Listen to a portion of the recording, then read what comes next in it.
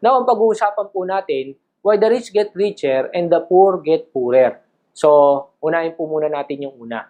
Why the rich get richer. Ano po ba sikreto ng mga taong mayayaman kung bakit sila lalong yumayaman? Number one po, it's because these are the people who dream bigger dreams and continue to dream bigger. Yan po yung isa sa sikreto nila. Number one po, kung titignan po natin si Henry C., noong time po na nag-i-start pa lang siya, ang pangarap niya lang was ito. Sabi niya ganon, I thought that if I sold a pair of shoes to every Filipino, I'd be a successful man. Imagine niyo po, ang thinking niya lang, mabenta niya lahat ng Pilipino ng sapatos, yayaman na siya. Now, ito po, yung suit niya na yan, na puting Amerikana, that was 1958, that was the time, was 23 years old nung una niya pong tinayo ang SM North. In fact, nung tinatayo niya po yan, a lot of people were so negative. Sabing ganun, magtatayo ka ng mall sa isang talahiban, liblib na po, sino ang pupunta dyan? Walang naniniwala sa pangarap niya. But still, sabi niya, itutuloy niya to. Tinuloy niya po yung pangarap niya. And ang kagandahan po dyan, alam niyo po, ang isa po sa pinakamalaki ang benta sa lahat ng SM was SM North. Kaya nga po ni-renovate yan at nilakihan pa po. Now, kung titignan niyo po, sabi niya gano'n, nung tayo niya yung SM North, sabi niya, I will never stop dreaming. Magtatayo ako ng mall 5 beses ang laki sa SM North. That's the reason natayo po ang SM Mega Mall. Nung natayo po yun, sabi niya, again, I will never stop dreaming. Magtatayo ako ng mall na 5 beses ang laki sa SM Mega Mall. That's the reason natayo po ang Mall of Asia. Kung titignan niyo po, bakit po siya yumaman at continuously naging successful? Because he never stopped dreaming. Tuloy-tuloy po yung pangarap niya.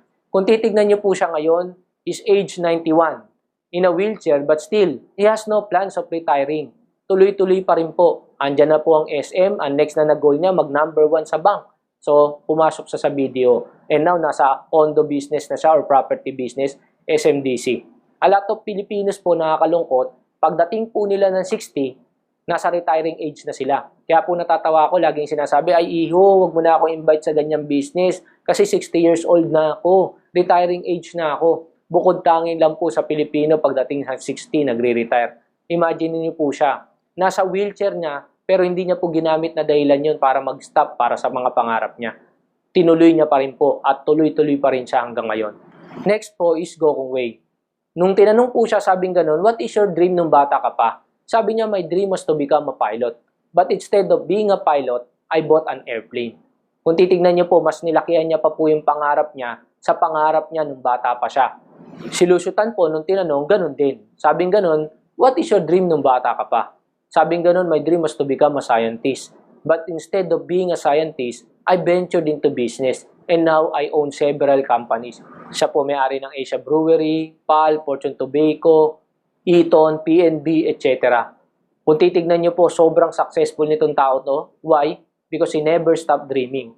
Alam niyo po, nakakalungkot kasi maraming tao na ang pangarap lang po nila kumain 3 beses ang araw, magkaroon ng motor, magkaroon ng second hand na kotse, masaya na po sila. Kumita ng 20, 30,000, makapag-abroad, masaya na po sila. Magkaroon ng bahay, kahit po sobrang liit, okay lang. That's the reason kung bakit po mas maraming Pilipino po ang mahirap. Why? Kasi po sobrang liit na mga pangarap nila. Alam niyo po sana, sa lahat na nakakapanood nito, ikaw mismo na nanonood nito ngayon, sana lakihan mo yung pangarap mo. Yan yung sikreto kung bakit sila yumaman at patuloy na yumayaman. Never stop dreaming kasi libre yan.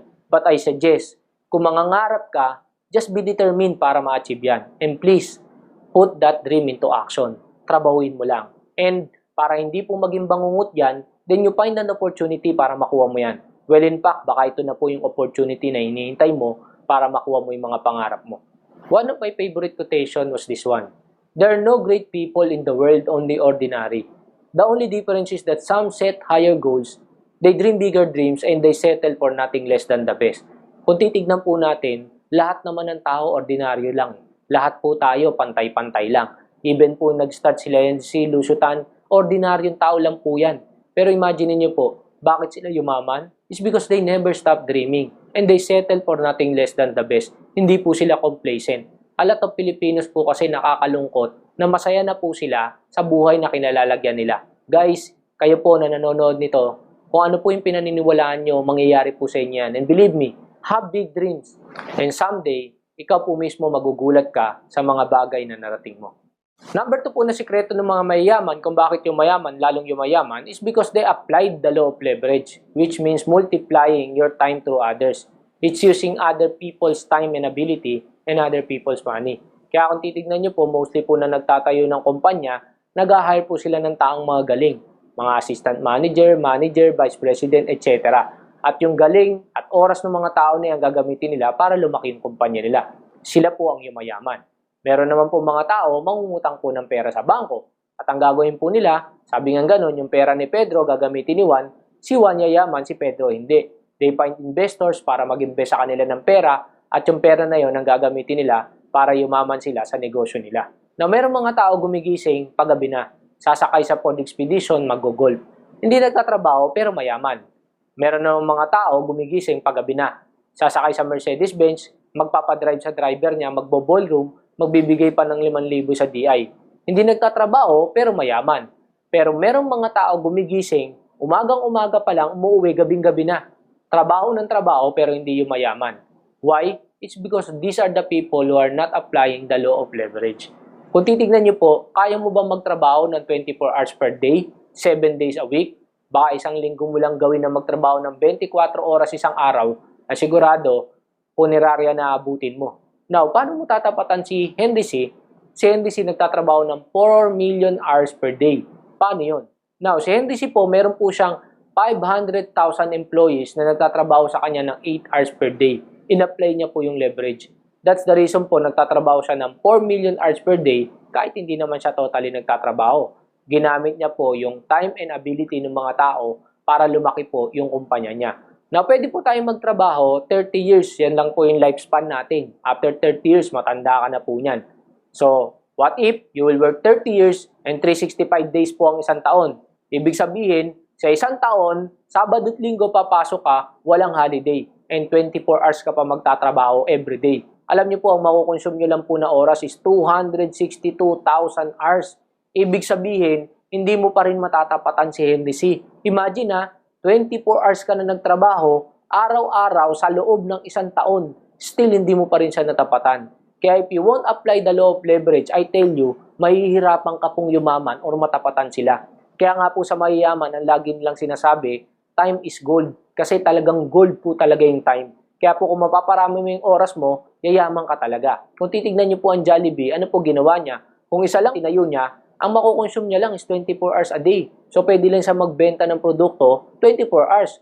Kaya ang ginawa niya po, nagpa-franchise siya. So kung ilan po yung franchise niya, if he has 2,000 franchise times mo po ng 24 hours yan, ganun po karami yung oras na pwede siya magbenta. Nag-hire siya ng mga manager, ng mga crew, ginamit niya yung time and ability ng mga tao para lumaki yung kumpanya niya. Kaya kung tutuusin po, kung titignan nyo, ito pong law of leverage, napaka-importante nito. That's the reason I joined this kind of business. Because with this kind of business, I'm applying the law of leverage for free. Sila po, kaya po nila na-apply yung leveraging is because sobrang yaman po nila. Eh paano po tayo? That's the reason po, I joined this kind of business. Kasi po, with this kind of business, nagagawa ko po yung leveraging pero hindi po ako naglabas ng malaking kapital.